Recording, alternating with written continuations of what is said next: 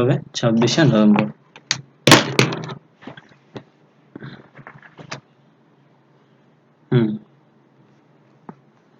তো প্রথম কোশ্চেন হলো 26শে নভেম্বর। তারপরে নেক্সট হচ্ছে লোকপালের অর্থ বলতো। লোকপালের অর্থ হলো কেয়ারটেকার অফ পিপল। গুড। তারপরে নেক্সট নম্বর কোশ্চেন, ভারতীয় সংবিধানের রচয়িতা কে?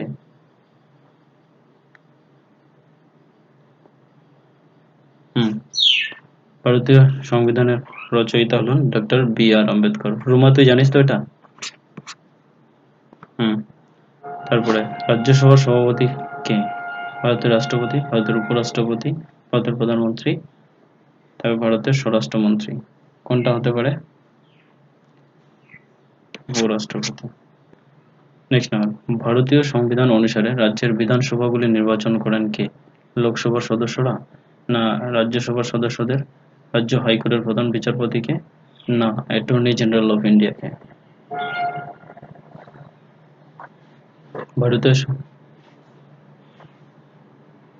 ভারতীয় সংবিধান অনুসারে রাজ্যের বিধানসভা নির্বাচিত করে। এর আগেরটা হচ্ছে রাজ্যসভার সভাপতি কি হন?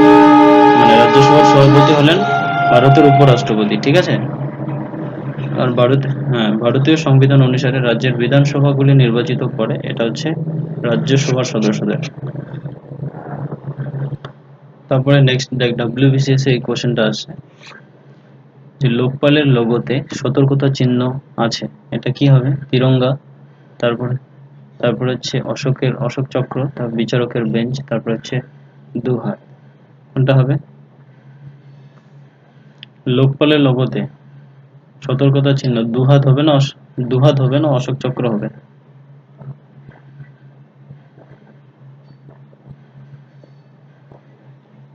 দাঁড়া, আমি তো এটা জানি, অশোক চক্র লিখেছিলাম। দাঁড়া, এর অ্যান্সারটা বার করে দিয়ে দিই।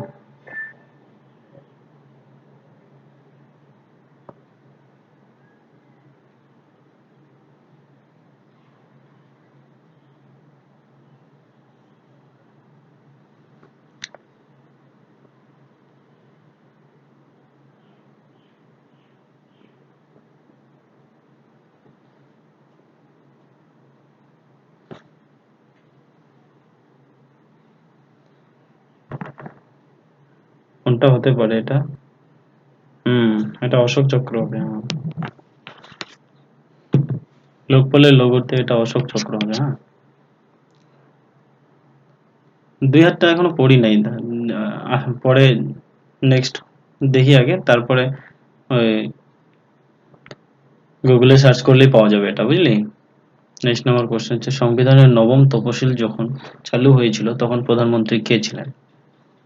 সংবিধানের নবম তফসিল যখন চালু হয়েছিল তখন জওহরলাল নেহেরু, লাল বাহাদুর শাস্ত্রী, ইন্দিরা গান্ধী, তারপর হচ্ছে মোরারজি দেশাই। কোনটা হতে পারে নবম তফসিল? এটা অ্যান্সার মনে রাখবি, সেটা হচ্ছে জওহরলাল নেহেরু। ওকে। নেক্সট নাম্বার কোশ্চেন, নিম্নলিখিত বিবৃতিগুলির মধ্যে এটাকে বিবেচনা করো। দ্য পার্লামেন্ট কি বলছে? প্রিভেনশন অফ ডিসকোয়ালিফিকেশন অ্যাক্ট 1959 কিছু পদে লাভজনক ক্ষেত্রে অধিষ্ঠিত হওয়ার অযোগ্যতা থেকে ছাড় দেয়। উপরিউক্ত আইনটি 5 বার সংশোধিত হয়েছে। লাভজনক ক্ষেত্র এই ধারণাটি ভারতের সংবিধানে ভালোভাবে সংজ্ঞায়িত হয়েছে।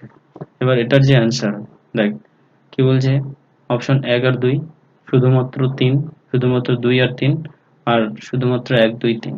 এই যে এই কোশ্চেনগুলোকে ডিটেইলি মেমোরাইজ করতে লাগে, ঠিক আছে?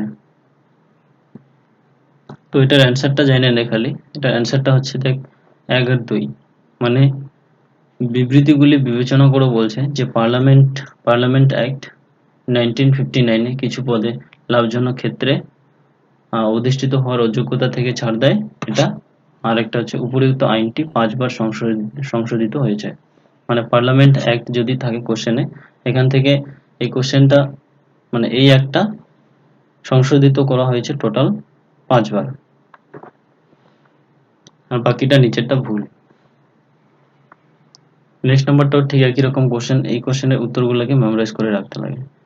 ভারতের কোন রাজ্যের আইনসভা সম্পর্কিত বিষয়ের সাথে সংশ্লিষ্ট নিম্নলিখিত মন্তব্যগুলি বিবেচনা করো। রাজ্যপাল বছরের প্রথম অধিবেশন শুরুর সময় সভার সদস্যদের নিকট একটি প্রথাগত ভাষণ দেন, এটা একটা গেল। এটা ঠিক না ভুল সেটাকে দেখতে হবে। তারপরে হচ্ছে রাজ্য যখন যখন রাজ্য আইনসভায় নির্দিষ্ট বিষয়ে কোনো বিধি থাকে না, তখন সংশ্লিষ্ট বিষয়ে লোকসভার বিধি অনুসরণ করে। এটা কোনটা ঠিক?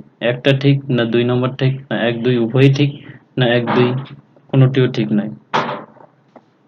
কোনটা হবে? এটা হচ্ছে ১ নাম্বারটা ঠিক, মানে এ নাম্বারটা ঠিক। বলছে রাজ্যপাল বছরের প্রথম অধিবেশন শুরুর সময় সময় সভার সদস্যদের নিকট একটি প্রথাগত ভাষণ দেন।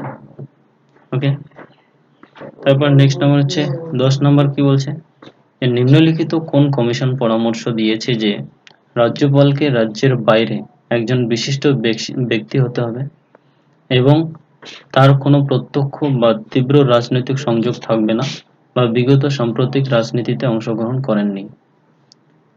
ওকে, কোন কমিশনে? ১ নম্বর কমিশন প্রথম প্রশাসনিক সংস্কার কমিশন, রাজামান্নার কমিটি, তার সরকারিয়া কমিশন, আরেকটা হচ্ছে সংবিধানের কার্যকারিতা পর্যালোচনা সম্পর্কিত জাতীয় কমিশন। এটার অ্যান্সার হচ্ছে সরকারিয়া কমিশন। 1983-তে হয়েছে সরকারিয়া কমিশন। কোশ্চেনটাও কোন পরীক্ষাতে আসছে তো দেখতে হবে তো, ঠিক আছে। নেক্সট নাম্বার কোশ্চেনগুলো দেখ, যে ভারতের নিম্নলিখিতগুলির মধ্যে কোনটি টেলিযোগাযোগ, বীমা, বিদ্যুৎ ইত্যাদি স্বাধীন নিয়ন্ত্রক সংস্থাগুলির মতো পর্যালোচনা করতে পারে? পার্লামেন্ট দ্বারা প্রতিষ্ঠিত অ্যাডহক বা তদর্থক কমিটিগুলি, পার্লামেন্টারি বিভাগ সম্পর্কিত স্থায়ী কমিটিগুলি, অর্থ কমিশন, আর অর্থনৈতিক ক্ষেত্রে আইন সংস্কার কমিটি, আর ৫ নম্বর হচ্ছে নীতি আয়োগ কমিটি। এবার এই যে কোশ্চেনগুলা,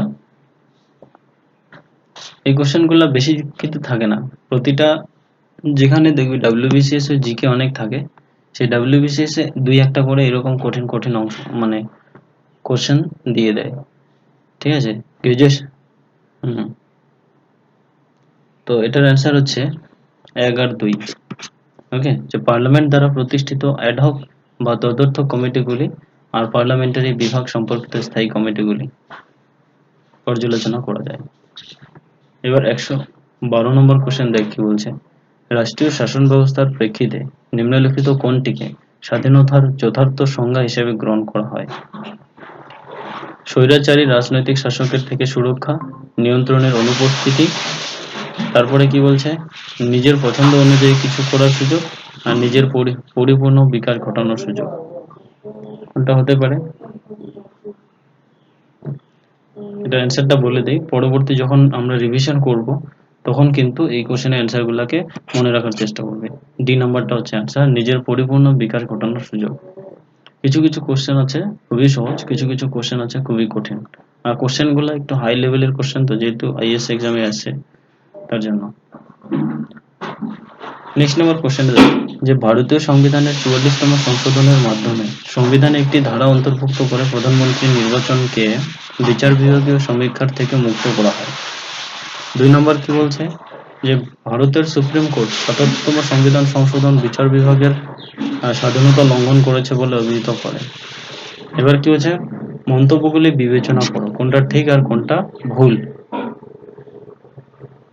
এটা অ্যান্সার হচ্ছে ২ নম্বরটা ঠিক আছে, ভারতের সুপ্রিম কোর্ট ৭৭তম সংবিধান সংশোধন বিচার বিভাগীয় স্বাধীনতা লঙ্ঘন করেছে বলে অভিহিত করে। এই কিছু কিছু কোশ্চেন থাকবে যেগুলো বড় বড় থাকে, আর এগুলাও তোমাদের গ্রাজুয়েশন লেভেলের কোশ্চেনগুলোতে অনেক আসে। এটা একটা কোশ্চেন, দেখো কত বড় কোশ্চেন, ঠিক আছে। এরকমই কিছু কোশ্চেন থাকবে, যেমন এই ১১৫ নম্বর কোশ্চেনটাকে পড়ো, ১১৪ নম্বর কোশ্চেনটাকে মনে রাখবি, এটা পরে আলোচনা করব। দেখ, ভারতের সংবিধানের কোন তফসিল অনুসারে উপজাতিদের জমি খনির জন্য কোনো বেসরকারি কর্তৃত্বের হাতে হস্তান্তর হলে তা বাতিল ও অকার্যকর বলে গণ্য হবে? কোন তফসিলে? তৃতীয় তফসিলে, পঞ্চম তপশিলি, নবম তপশিলি, আর একটা হচ্ছে দ্বাদশ তপশিলি। কোনটা হবে?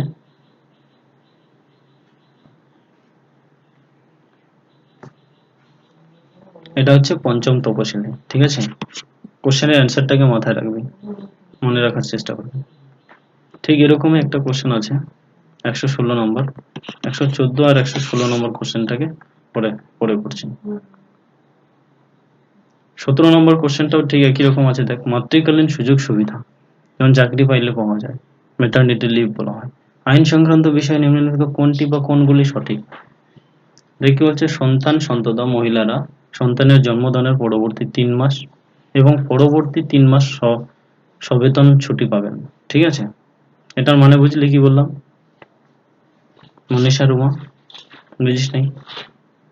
যদি চাকরি পাস, ঠিক আছে, তাহলে কি হবে?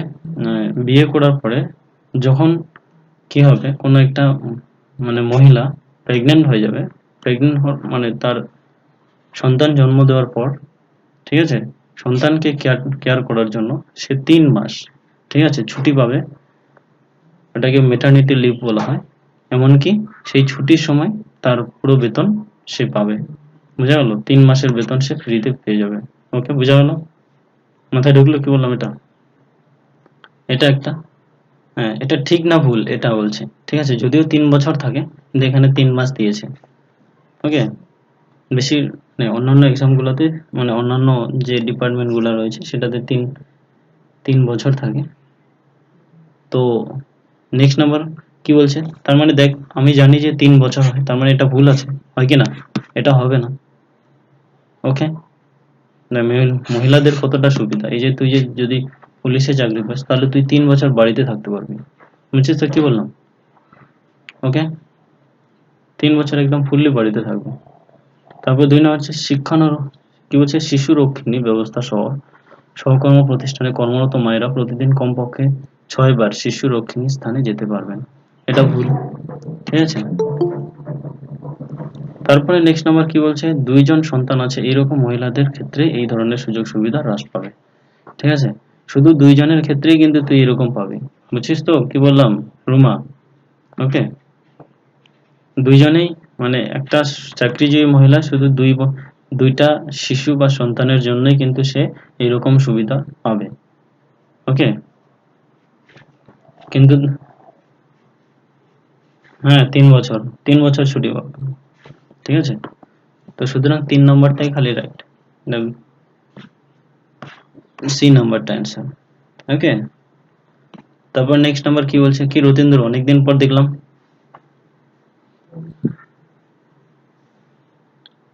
হুম, এইবার 119 নম্বর কোশ্চেনটা দেখ, কি বলছে, জিরো ওভার কি? বলতো জিরো ওভার কি হতে পারে এটা? যখন বিরোধী দল, হুম হুম কিন্তু কিন্তু এখানে এখানে কি হতে পারে? যখন বিরোধী দলের প্রস্তাব বিবেচনা করা হয়, যখন সর্বাধিক গুরুত্বপূর্ণ বিষয়গুলি কি বলছে, উত্থাপিত হয়, হুম, সকাল ও বিকালের সেশনের মধ্যবর্তী সময়, লোকসভাতে যখন কোনো অর্থ বিল পেশ করা হয়, কোনটা হবে? হুম, কি বললি? কত নম্বর? সি নাম্বারটা। সি নাম্বার কেন হলো? এটা হবে বি নাম্বারটা, যখন সর্বাধিক গুরুত্বপূর্ণ বিষয়গুলি উত্থাপিত হয়, ঠিক আছে, বি নাম্বারটা। নেক্সট নাম্বার হচ্ছে, সুপ্রিম কোর্টের বিচারকরা অফিসে কার্যভার নেওয়ার আগে যে শপথ নেন তা পরিচালনা করেন কে? ভারতের প্রধান বিচারপতি, রাষ্ট্রপতি বা উপরাষ্ট্রপতি, রাষ্ট্রপতি বা তার নিযুক্ত কোনো ব্যক্তি, আর ডি নাম্বার হচ্ছে প্রধানমন্ত্রী। কোনটা হবে?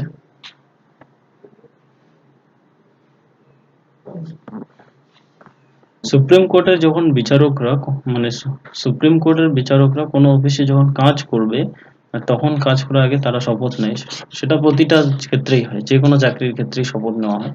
সেটা হচ্ছে রাষ্ট্রপতি, এমনকি তার নিযুক্ত কোনো ব্যক্তি সেটা পরিচালনা করবেন। ওকে, এবার রাষ্ট্রপতি নিযুক্ত ব্যক্তিগুলো আবার এমনি নর্মাল হবে না, কিন্তু রাষ্ট্রপতি যাদেরকে নিযুক্ত করে তারা এই যে আইপিএস বড় ধরনের বিচারপতি, যেগুলা ধরো অ্যাটর্নি জেনারেল, জেনারেল পদে যারা চাকরি করেন, ঠিক না, তাদেরকে বলবো। ওকে, 121 নম্বর কি বলছে, কাদের দ্বারা লোকসভার স্পিকার নির্বাচিত হন?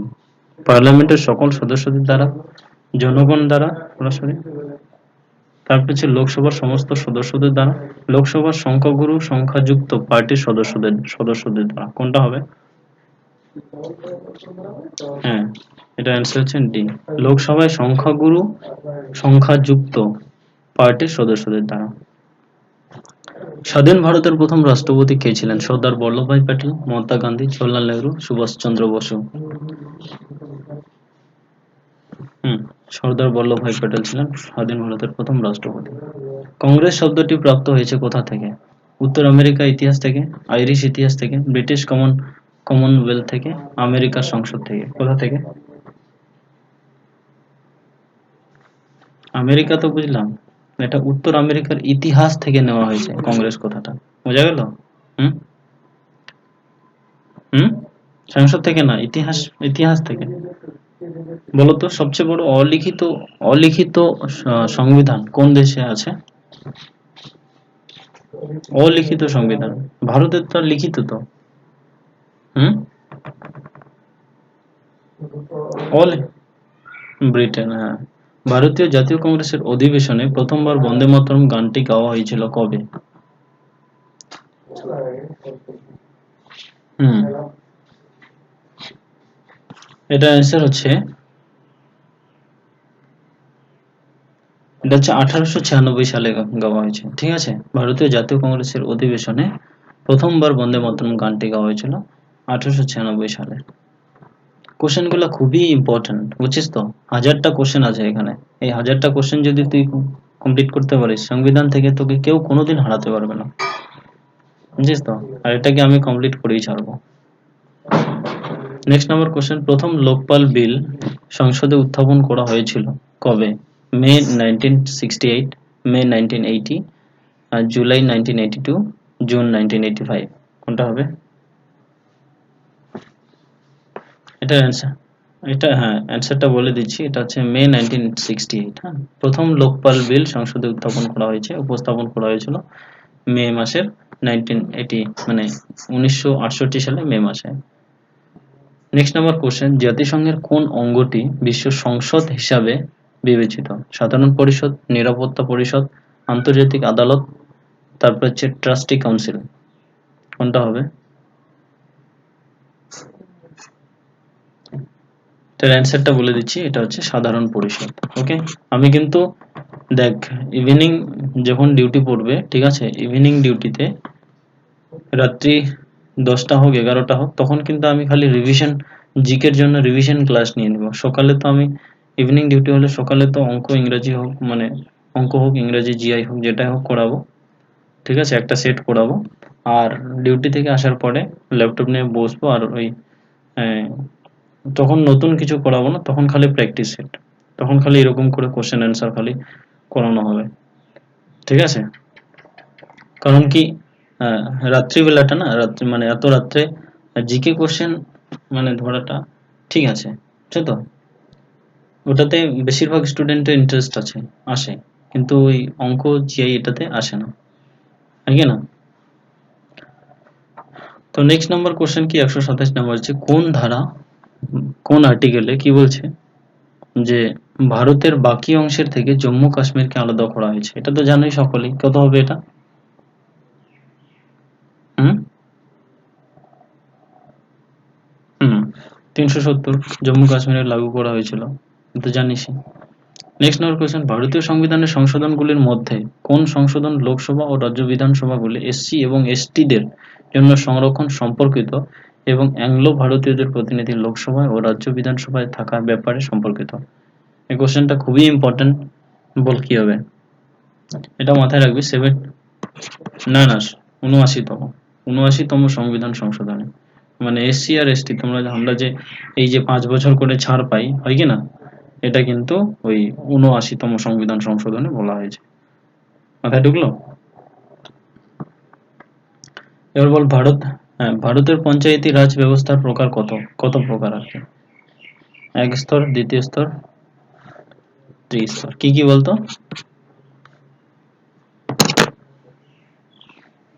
একটা হচ্ছে কি পঞ্চায়েত, আর একটা হচ্ছে জেলা পরিষদ, আর একটা হচ্ছে পঞ্চায়েত সমিতি।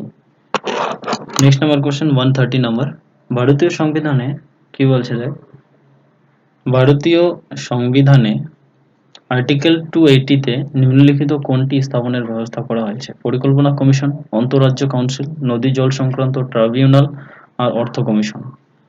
কোনটা হবে বল? এটা হচ্ছে মাথায় রাখবে, নদীর জল সংক্রান্ত ট্রাইব্যুনাল। আমি কিন্তু একটু পরে কিন্তু ধরবো, এগুলা মনে রাখবে কিন্তু, নদীর জল সংক্রান্ত ট্রাইব্যুনাল। নেক্সট নাম্বার কোশ্চেন, নিম্নলিখিত কোন সাংবিধানিক আধিকারিকেরা ক্ষমা করার ক্ষমতা রয়েছে? মানে কাদের ক্ষমা করার অধিকার রয়েছে? রাষ্ট্রপতি ও কোন রাজ্যের রাজ্যপালের, ভারতের সুপ্রিম কোর্টের মুখ্য ও প্রধান বিচারকের। কোনটা হতে পারে? এটা হচ্ছে এই যে ক্ষমা করা, মানে যেমন হাইকোর্ট থেকে কাউকে ফাঁসি দিয়ে দেয়, হয় কি না, বা সুপ্রিম কোর্ট থেকে কাউকে ফাঁসি দিয়ে দেয়, রাষ্ট্রপতি যদি চায় তাহলে কিন্তু তাকে ফাঁসি নাও দিতে পারে। যেরকম ক্ষুদিরামের, বুঝছিস তো? ক্ষুদিরামের ফাঁসি কিন্তু কে দেয়? রাষ্ট্রপতিই দিয়েছে, হয় কি না?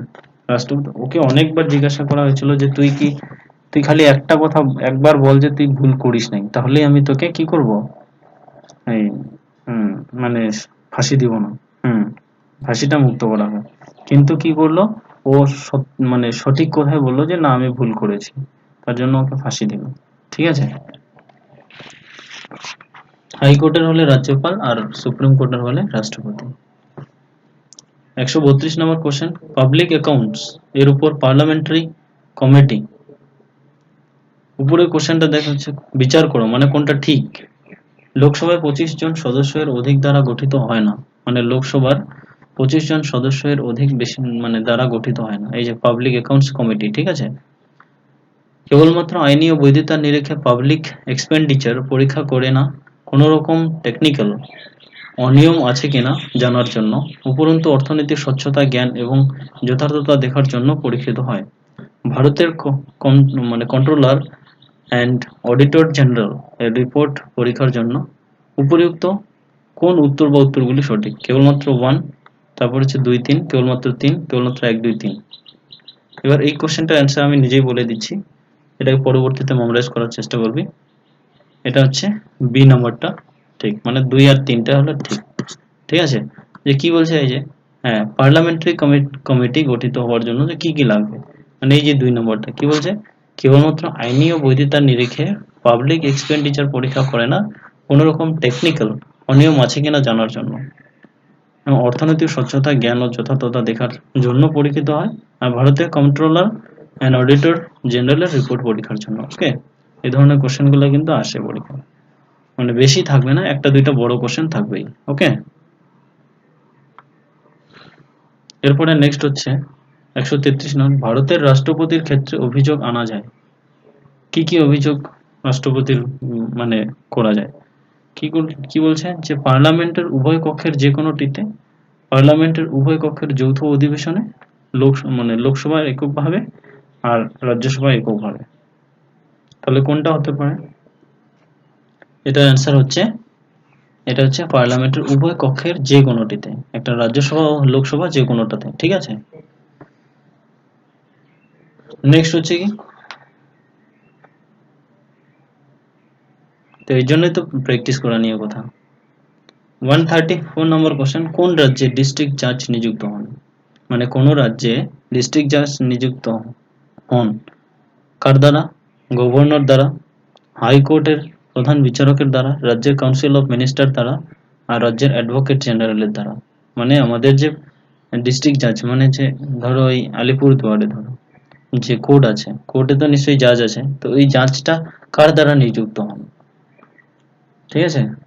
তো এটা মনে রাখবি, এরা কিন্তু বড়, মানে এদেরকে কিন্তু গভর্নর ডাইরেক্টলি ইউপিএসসি থেকে মানে নিযুক্ত করায়। ঠিক আছে? রাজ্য গভর্নর। আর সুপ্রিম কোর্টের যেগুলোকে নিযুক্ত করে সেটা হচ্ছে আমাদের রাষ্ট্রপতি। ওকে,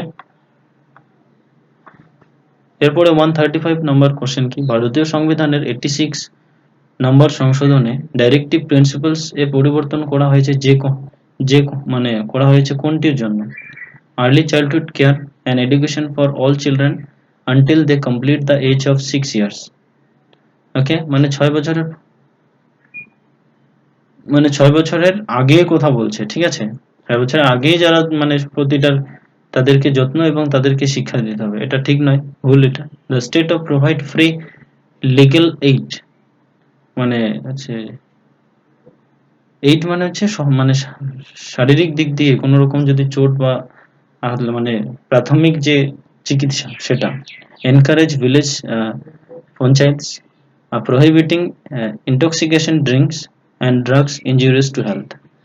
তো এটার অ্যান্সারটা হলো, আমি বলে দেই, এটার অ্যান্সারটা হলো এই যেটা, মানে এটার মানেটা হলো কি, early childhood care and education for all children until they complete the age of 6 year, মানে 6, মানে তাদের কি করতে হবে, তাদের যত্ন, হ্যাঁ, আর তাদেরকে শিক্ষা কিন্তু দিতেই হবে, ঠিক আছে,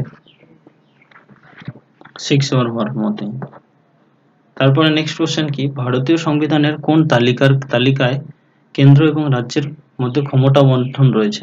first schedule, second schedule, sixth, আর হচ্ছে 7, কোনটা হবে? আর এটা হচ্ছে 7 নম্বর তালিকায়। ওকে, হুম হুম রোমা, শুনতে পাচ্ছিস তো? হুম, এগুলো মাথায় রাখার চেষ্টা করবি, হ্যাঁ, খুবই ইম্পর্টেন্ট কোশ্চেন, 1000টা আছে এরকম টোটাল। সকল নাগরিকের, দিয়েছি তো আমি গ্রুপে। আচ্ছা আচ্ছা, সকল নাগরিকের কথা বলা ও মত প্রকাশের স্বাধীনতা ভারতীয় সংবিধানের কোন আর্টিকেল এ বলা হয়েছে? মানে কথা বলার অধিকার, ঠিক আছে, 16, 17, 18 আর হচ্ছে 19, কোনটা হবে? হুম, সকল নাগরিকের কথা বলা ও মত প্রকাশের স্বাধীনতা ভারতীয় সংবিধানের কোন আর্টিকেলে বলা হয়েছে? এটা হচ্ছে 19 নম্বর আর্টিকেলে বলা আছে, হ্যাঁ, কথা বলার অধিকার। হুম, অস্পৃশ্যতা। নেক্সট হচ্ছে, ইউনাইটেড সভরেন বেঙ্গল এর অ্যাডভোকেটদের মধ্যে একজন ছিলেন এইচ.এস. সুহরাওয়ার্দী, তারপর হচ্ছে শ্যামাপ্রসাদ মুখার্জি, মৌলানা আব্দুল কালাম আজাদ, উপরের কেউই নয়, কোনটা হবে? এটা হচ্ছে এইচ.এস. সুহরাওয়ার্দী, হ্যাঁ, H S. Suhrawardy. Hmm, next question হচ্ছে যে নিম্নলিখিত সংস্থা বা সংগঠনগুলির মধ্যে কোনটি প্রকাশিত? Agriculture marketing and farm friendly reforms index, NITI Aayog, ministry of agriculture, commission for agriculture costs and prices, আর কোনোটিও নয়, কোনটা হবে? এটা হচ্ছে এ নাম্বার, এটা হচ্ছে নীতি আয়োগ, হ্যাঁ। দেখ, এটার মানে দেখ, এই কোশ্চেন গুলা খুবই কঠিন বলে মনে হচ্ছে, কিন্তু সংবিধান থেকে এই কোশ্চেন গুলাকে পড়তেই হবে যে কোনো ভাবে, পড়লে পড়লে কিন্তু আর কমন পাবেই, একটা কোশ্চেন আসেই, আর 10টার মতো কোশ্চেন আছে। হুম, পড়তে হবে বেশি করে, তাহলে মনে থাকবে। আমারও তো মনে নাই, আমিও তো পড়তে থাকি।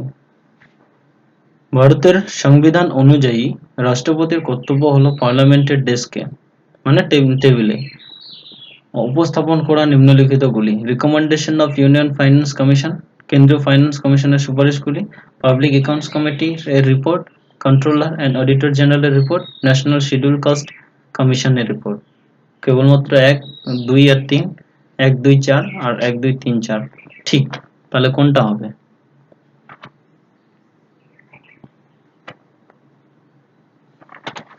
হুম, এটা হচ্ছে 1, 2, 3, 4, মানে 1, 2 আর 4।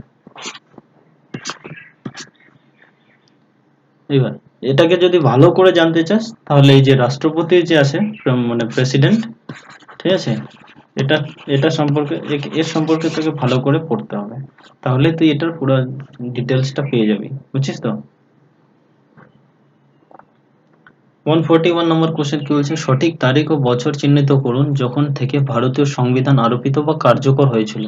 কবে থেকে কার্যকর করা হয়েছে? 15ই আগস্ট 1947, 24শে জুলাই 1948, 20ই জানুয়ারি 1951, তবে 26শে জানুয়ারি 1950। হুম 50। ভারতীয় সুপ্রিম কোর্টের বিচারকের সংখ্যা বৃদ্ধির ক্ষমতা কেবলমাত্র কার আছে? ভারতের রাষ্ট্রপতির, তারপরে হচ্ছে লোকসভার, ভারতের প্রধান বিচারপতির, না আইন কমিশনের? এটা হচ্ছে লোকসভার আছে। হ্যাঁ, লোকসভা। তারপর নেক্সট, পঞ্চায়েতি রাজ ব্যবস্থার মৌলিক উদ্দেশ্য হলো নিম্নলিখিত কোনটি নিশ্চিত করার জন্য? উন্নতিতে জনগণের অংশগ্রহণ, রাজনৈতিক দায়বদ্ধতা, গণতান্ত্রিক বিকেন্দ্রীকরণ আর আর্থিক সংযোজন। কোনটা হবে? এটা হচ্ছে গণতান্ত্রিক বিকেন্দ্রীকরণের জন্য। ঠিক আছে। ওয়েলফেয়ার স্টেটের চিন্তা চিন্তা ভারতীয় সংবিধানের সজত। পঞ্চায়েতি রাজ ব্যবস্থার মৌলিক উদ্দেশ্য হলো নিম্নলিখিত কোনটি নিশ্চিত করার জন্য? উন্নতিতে জনগণের অংশগ্রহণ, রাজনৈতিক দায়বদ্ধতা, গণতান্ত্রিক বিকেন্দ্রীকরণ আর হচ্ছে আর্থিক সংযোজন। বুঝেছিস? এটা এটা হচ্ছে গণতান্ত্রিক বিকেন্দ্রীকরণের। ওয়েলফেয়ার স্টেটের চিন্তা ভারতীয় সংবিধানের সযত্নে রক্ষা করা হয় কোথায়? প্রস্তাবনায়, রাজনীতির প্রত্যক্ষ নীতিসমূহে, মৌলিক অধিকারে আর সপ্তম তালিকায়। কোনটা হবে? এটা মাথায় রাখবা, এটা হচ্ছে রাজনীতির প্রত্যক্ষ নীতিসমূহে। ওকে। নেক্সট নম্বর কোশ্চেন, ভারতীয় সংবিধানে আন্তর্জাতিক শান্তি ও নিরাপত্তার উৎসাহ দান অন্তর্ভুক্ত আছে কোথায়? প্রিয়াম্বল মানে প্রস্তাবনায়। ঠিক আছে। প্রিয়াম্বল টু দ্য কনস্টিটিউশনে, ডাইরেক্টিভ প্রিন্সিপালস অফ স্টেট পলিসিতে, ফান্ডামেন্টাল ডিউটিসে, না নাইন্থ শিডিউলে? এটা হচ্ছে ডাইরেক্টিভ প্রিন্সিপালস অফ স্টেট পলিসিতে। ভারতীয় আন্তর্জাতিক শান্তি ও নিরাপত্তার উৎসাহ দান, ডাইরেক্টিভ প্রিন্সিপালস অফ স্টেট পলিসিতে। ভারতবর্ষে ভোটাধিকার ও নির্বাচিত হওয়ার একটি অধিকার, এটা কি অধিকার? মৌলিক অধিকার, না স্বাভাবিক অধিকার, না সাংবিধানিক অধিকার, না বৈধ বা অবৈধানিক অধিকার? কোনটা? মৌলিক অধিকার কেন হবে? এটা হচ্ছে সাংবিধানিক অধিকার। সংবিধান লেখা আছে যে প্রত্যেককে কি করতে হবে? 18 বছর হলেই ভোট দিতে হবে, হয় কি না? 123তম সংবিধান সংশোধনে কি বিষয় নিয়ে আলোচনা করা হয়েছে? National commission of backward classes এর ক্ষমতায়ন, national council for backward classes এর ক্ষমতায়ন, national council for schedule caste এর ক্ষমতায়ন, national council for schedule caste এর ক্ষমতায়ন, ন্যাশনাল কমিশন ফর। তাহলে কোনটা হবে?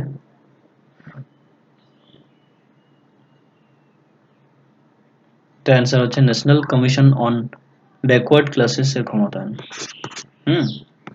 123তম সংবিধান সংশোধনে বলা হয়েছে।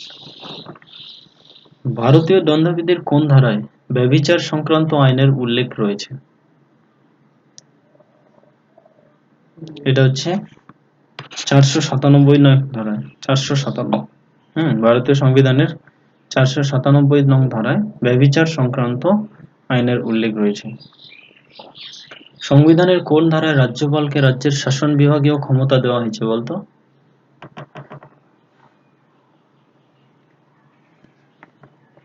এটা হচ্ছে 154 নং ধারায়। সংবিধানের 154 নং ধারায় রাজ্যপালকে রাজ্যের শাসন বিভাগীয় ক্ষমতা দেওয়া হয়েছে। ভারতীয় সংবিধানের কোন ধারাকে, মানে কোন আর্টিকেলকে ডক্টর বি আর আম্বেদকর হৃদয় বা আত্মা বলেছে? এটা আসবেই আসবে, এটাকে খুব, হ্যাঁ, এটা মুখস্থ রাখতেই হবে। বুঝেছিস? রুমা কি বললাম? এটা আসবেই পরীক্ষায়। বল, এখন যদি সবগুলো ধরি বলতে পারবি? দেখে দেখে। রুমা পারবি? আচ্ছা ঠিক আছে, দেখ আমি বলতেছি।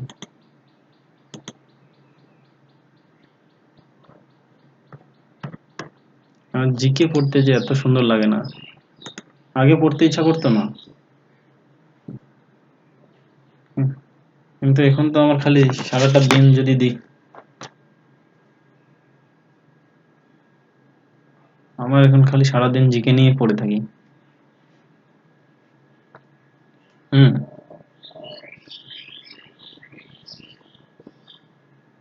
কি কারণে রান কমপ্লিট করতে পারলি না তুই? রুমা তোর তো রান নাই মনে হয়। এই আরেকটা ও ফেল করছে, যাই পাস করবে তারাই এবার চাকরি হয়ে যাবে দেখবে।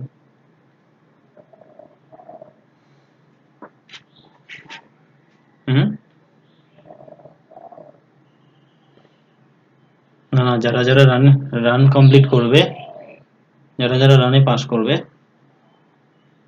হয় কি না? হুম, বল সংবিধান। হুম,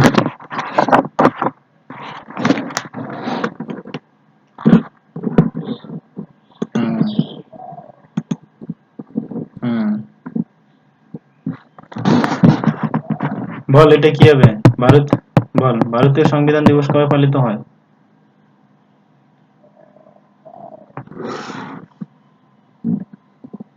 রুমা বল। 26শে নভেম্বর। লোকপালের অর্থ কি? Caretaker of people. এটা আমি লেখাইছিলাম। হুম, ভারতীয় সংবিধানের রচয়িতা কে করেন? বি.আর. আম্বেদকর। রাজ্যসভার সভাপতিত্ব করেন কে? না, হ্যাঁ, রাজ্যসভার সভাপতি কে করেন? সভাপতি উপরাষ্ট্রপতি। ভারতীয় সংবিধান অনুসারে রাজ্য বিধানসভা নির্বাচিত করে লোকসভা সদস্যদের, রাজ্যসভা সভাপতি, রাজ্য হাইকোর্টের প্রধান বিচারপতি, অ্যাটর্নি জেনারেল অফ ইন্ডিয়া। রাজ্যসভার সদস্য। গুড। লোকপালের লোগোতে সতর্কতা চিহ্ন রয়েছে কিসের? অশোক চক্র। সংবিধানের নবম তপশিল যখন চালু হয়েছিল তখন ভারতের প্রধানমন্ত্রী কে ছিলেন? জওহরলাল নেহরু। নিম্নলিখিত বিবৃতিগুলি বিবেচনা করো। The parliament prevention of disqualification act 1959 কিছু পদে লাভজনক ক্ষেত্রে অফিস অফ প্রফিট অধিষ্ঠিত হওয়ার অযোগ্যতা থেকে ছাড় দেয়। উপরিউক্ত আইন 5 বার সংশোধিত হয়েছে। লাভজনক ক্ষেত্রে এই ধারণাটি ভারতের সংবিধানে ভালোভাবে সংজ্ঞায়িত করা হয়েছে। কোনটা হবে এটা? বল। এটা অ্যান্সার হচ্ছে, আমি তো বলেছিলাম এটা parliament prevention of disqualification act, এটা আরেকটা উপরিউক্ত আইনটিকে 5 বার সংশোধন করা হয়েছিল। একটু বলছিলাম না রুমা?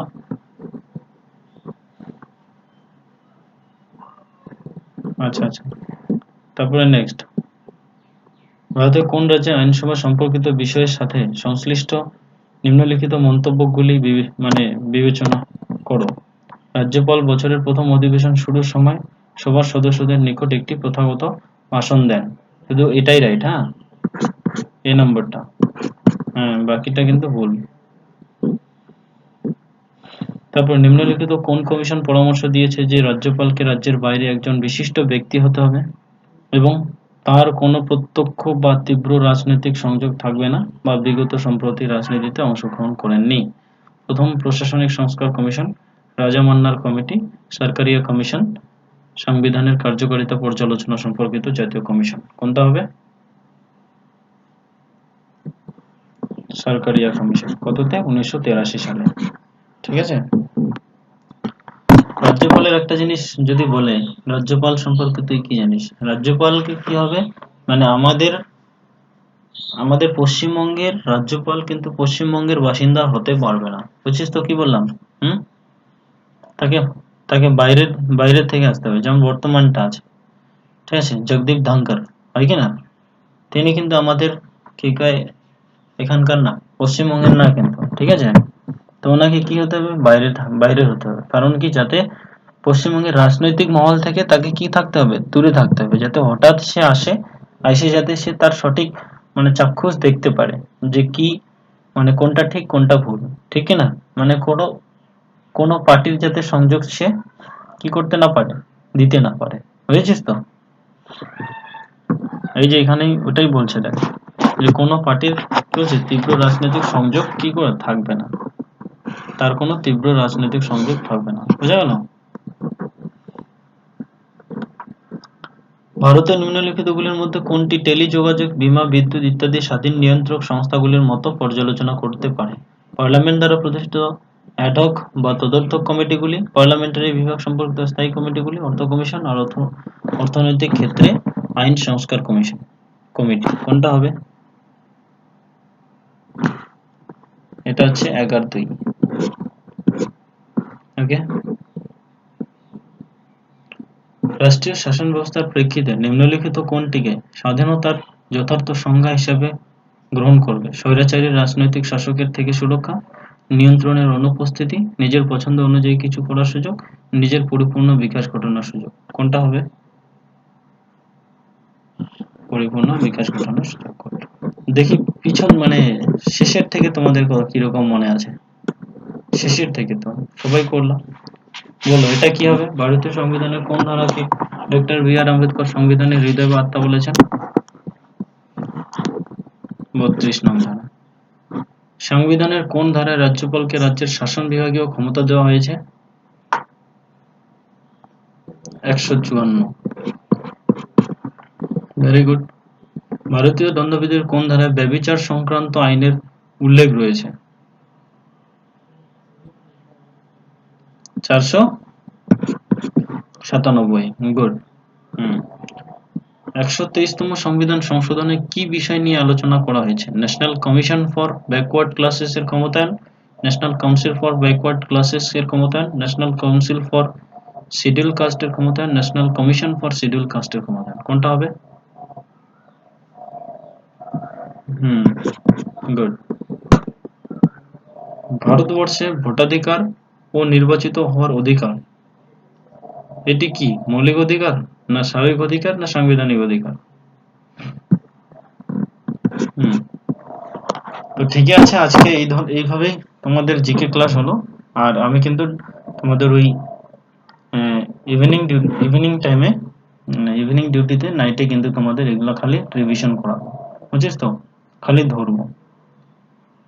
এবার যখন